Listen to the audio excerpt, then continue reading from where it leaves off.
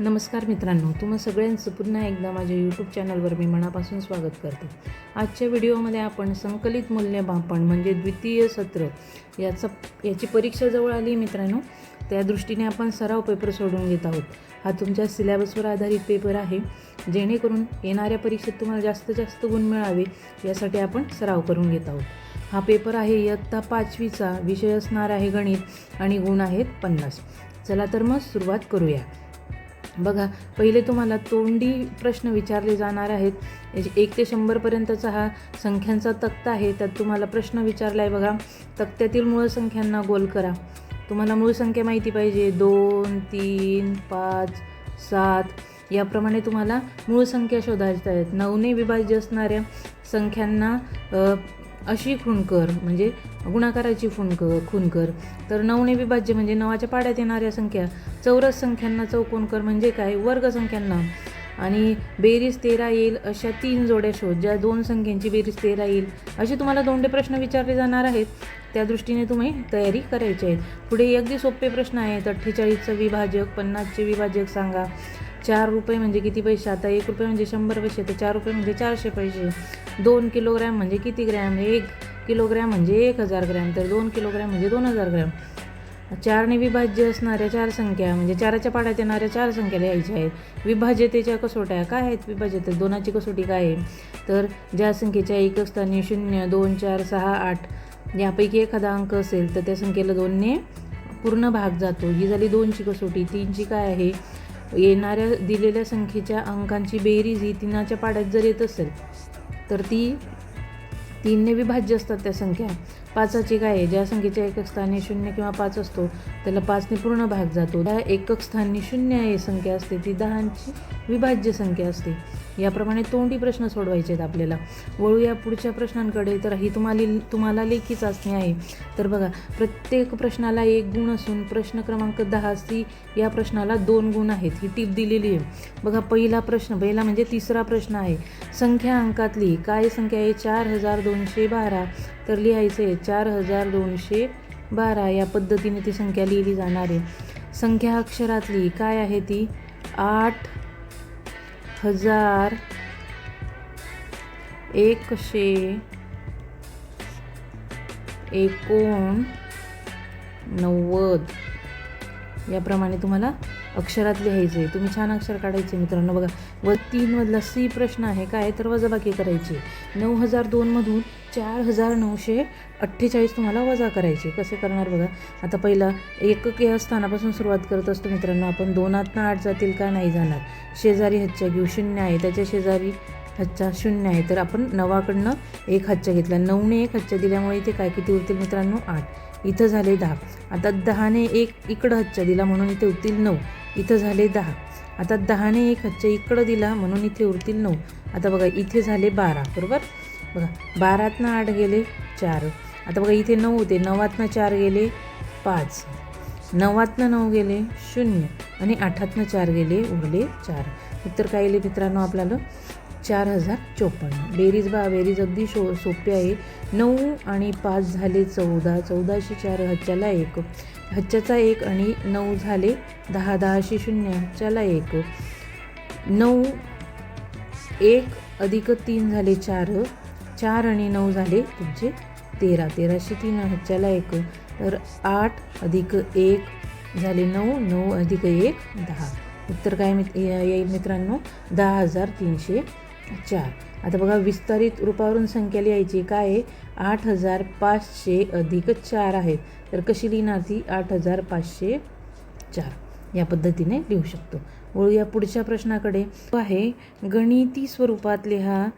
कोणत्याही संख्येतून 0 ही संख्या मिळून येणारी बेरीज त्या संख्येएवढीच असते. बघा, उदाहरणाने समजू मित्रांनो. याचं उत्तर बघा. सपोज कोणतीही संख्या आपण 8 संख्या मानू. 0 कोणतीही संख्येत 0 ही संख्या मिळवून, बरं या संख्येत 0 मिळवला तर येणारी बेरीज ही त्या संख्या एवढीच असते. 8 अधिक 0 म्हणजे 60. त्या संख्या एवढीच आली मित्रांनो. प्रश्न चौथा. अपूर्णांक दशांश पद्धतीत लिहा. तर बघा, हा 8.5/10 हा पूर्णांकयुक्त अपूर्णांक आहे मित्रांनो. आपल्याला दशांश पद्धतीने लिहायचं आहे. बघा, 8 इथे पूर्ण संख्या आहे. दशांश आता या 10ने जर 5ला भाग दिलं तर 5ला भाग जाईल का? नाही. तर बघा ठेवला मित्रांनो, तर बघा किती होतील? 10 पंचे 50. तर उत्तर काय येईल मित्रांनो? 8.5. हे दशांश पद्धतीने मांडू शकतो बाळा. ब प्रश्न आहे त्याच्यातला, शेजारील आकृतीत रेखांकित केलेला भाग अपूर्णांकात दर्शवा. तर बघा वर्तुळाचे किती भाग केलेले आहेत? 1 2 3 4 5.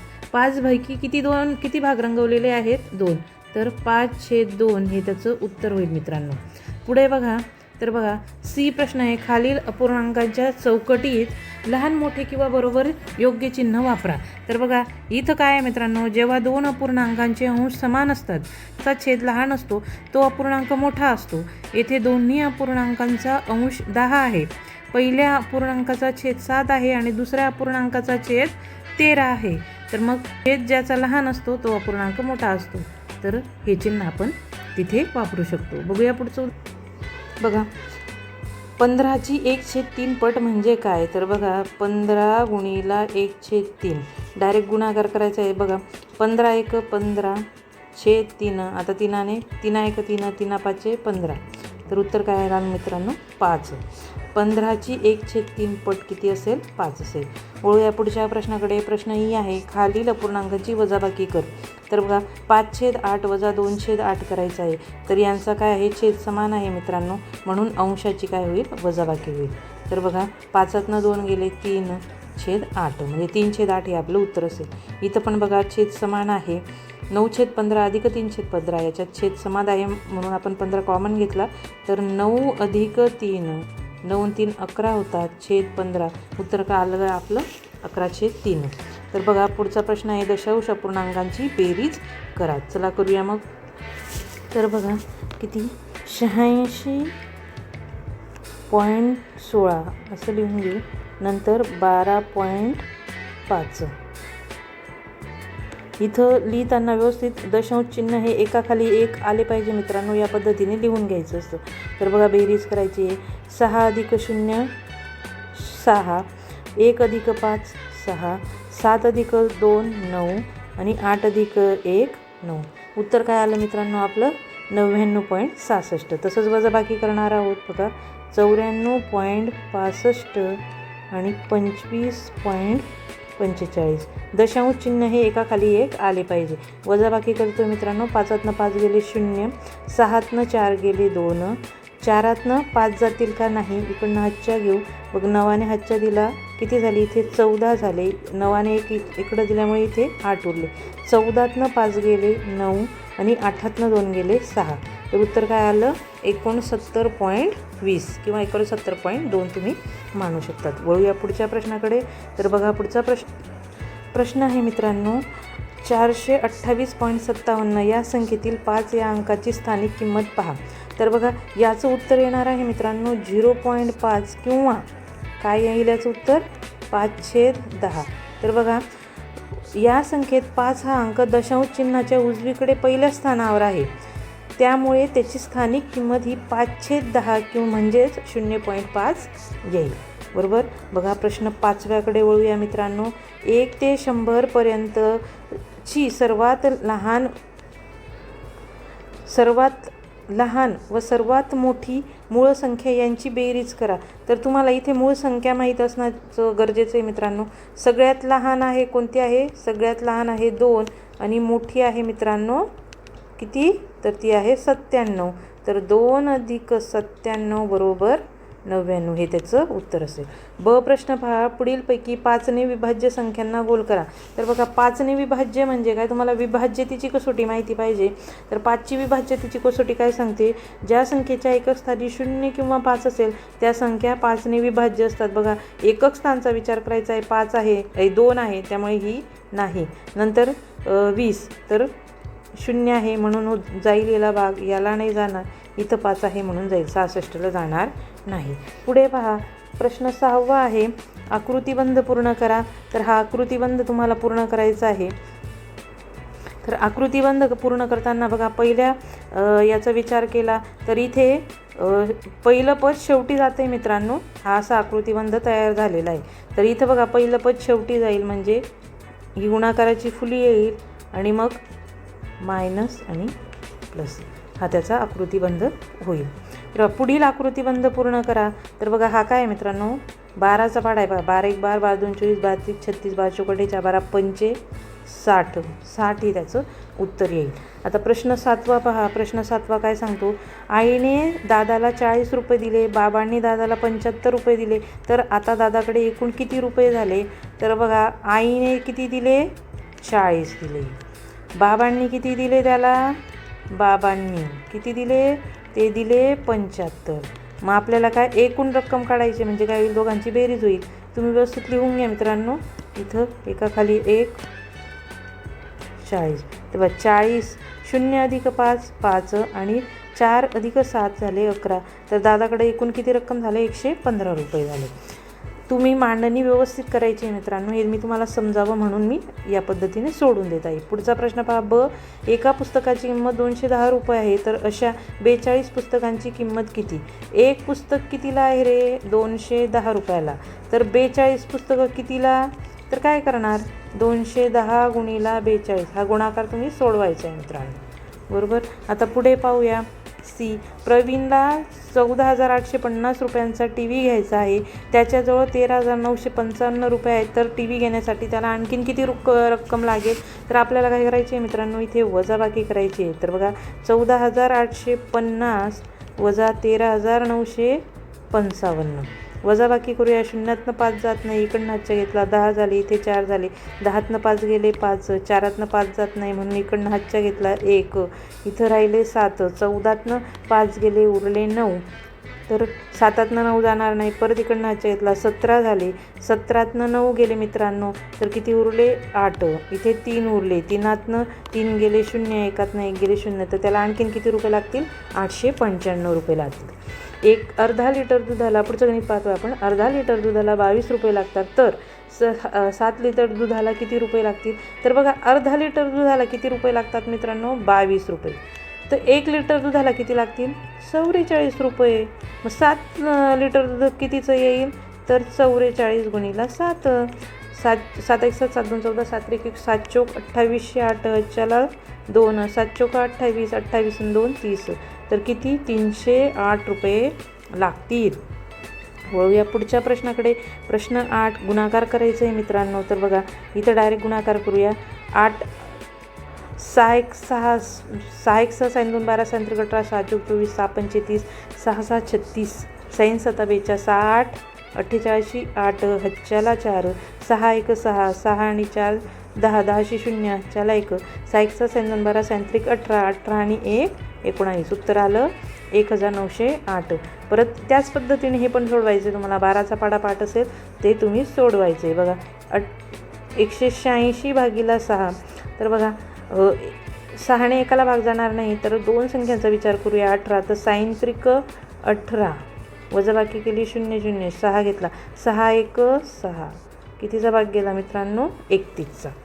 वळूया पुढच्या प्रश्नाकडे. ड, खालील पदावली जोड्यांमधील चौकटीत योग्य चिन्ह वापर करायचं आहे मित्रांनो. याच्यासाठी तुम्हाला हे काय करावं लागेल? सोडावं लागेल. बघा 16 16तनं 5 गेले झाले 11 आणि 7 7 दुने 14, तर कुठलं चिन्ह येईल? कारण 11पेक्षा 14 मोठे आहेत. 7 5 35 5 35 भागीला 7, तर भागाकार झाला 5चा भाग गेला 4 अधिक x, तर बघा हे 4 इकडे बरोबर चिन्हाच्या या इकडं अधिक आहेत, इकडं जाताना वजा होतील. तर बघा x बरोबर 5 वजा 4, तर x बरोबर 1, हे काय येईल? त्याची किंमत येईल. प्रश्न 9 शेवटचा प्रश्न पाहतोय मित्रांनो. प्रश्न 9, एका ड्रेससाठी 3 मीटर 25 सेमी कापड लागते, तर 4 ड्रेससाठी किती कापड लागेल? एकासाठी किती लागतं आहे? 3.25, तर 4साठी किती? तर 4ने गुणायचं आहे मित्रांनो. आणि इथे 4000 मीटर म्हणजे किती किमी? किती? 4, कारण 1 बरोबर किती? 4000 येतात मीटर, 1 किलोमीटर बरोबर किमीसाठी, तर 4 किलोमीटर येईल त्याचं उत्तर. आणि बघा नाशिकहून पहाटे 5 वाजता निघालेली बस पुण्याला त्याच दिवशी सकाळी 10:30 वाजता पोहोचते, तर त्या प्रवासाला किती वेळ लागतो? किती 10:30 वाजता पोहोचले मित्रांनो, बरोबर. तर वजा सकाळी किती वाजता 5 वाजता निघालेली बस आहे, तर किती वेळ लागला असेल तिला वजाबाकी करायची 5 तास 30 मिनटे. तसंच तुम्हाला या पद्धतीने इथे 37.250 वजा 15.950 मी वजा करायचे. तर बघा मित्रांनो, इथे 250मधनं 950 वजा होणार नाही, तर इकडनं 1 किलोमीटर तुम्हाला घ्यायचं आहे. तर तो किती असतो? 1 किलोमीटर म्हणजे किती रे? 1000 मीटर तुम्हाला इथं ॲड करावे लागतील. म्हणजे ते किती होतील? 1250 मीटरमधून 950 मीटर तुम्हाला वजा करावे लागतील. तेव्हा इथे येईल 300 आणि या 37ने 1 दिला, त्याच्यामुळे इथं उरले 36 आणि 36मधनं 15 गेले तर इथे उरतील 21. आता बघा पुढचा प्रश्न. एका आयताकृती मैदानाची लांबी 75 मी व रुंदी 50 मी आहे, तर त्या मैदानाची परिमिती काढा. परिमिती म्हणजे काय मित्रांनो? तर त्याच्या सगळ्या बाजूंची बेरीज. तर बघा लांबी इथे 75, इथं 75, इथं 50, इथं 50, या सगळ्यांची बेरीज म्हणजेच काय? तुमची परिमिती. त्याच पद्धतीने हे पण तुम्हाला सोडवायचं आहे. तीनही बाजूंची बेरीज करायची आहे. सी प्रश्न आहे बघा. लांबी 4 रुंदी 3 मी असलेल्या एका भिंतीला रंग द्यायचा आहे. एका चौरस मीटरला 25 रुपये मजुरी लागते. लागल्यास रंग देण्यासाठी किती मजुरी द्यावी लागेल? बघा भिंतीचे क्षेत्रफळ किती? 4 गुणिला 3 किती होईल? 4 त्रिक 12 चौमी. तर क्षेत्रफळ गुणिला दर तर किती आहे? 12 चौमीसाठी तुम्हाला किती यांचा गुणाकार करायचा? जो उत्तर येईल ते तुम्हाला खर्च लागतील. तसंच बघा इथं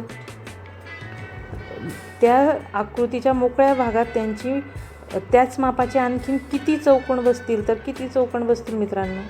तेच तुम्ही आखून घेतलं इथं तरी तुम्हाला त्याचं उत्तर येईल. 1 2 3 4 5 6 7 8 9 किती चौकोन बसतील? 9. शेजारील वर्तुळाचा व्यास दाखवा. व्यास त्रिज्येच्या दुप्पट काय असतो मित्रांनो? व्यास. PN हा त्याचा काय आहे? व्यास. बरोबर. आणि बघा शेवटचा प्रश्न आहे मित्रांनो. शाळेतील विद्यार्थ्यांचे पालक कोणता मुख्य व्यवसाय करतात याची माहिती खालील तक्त्यात दिली आहे.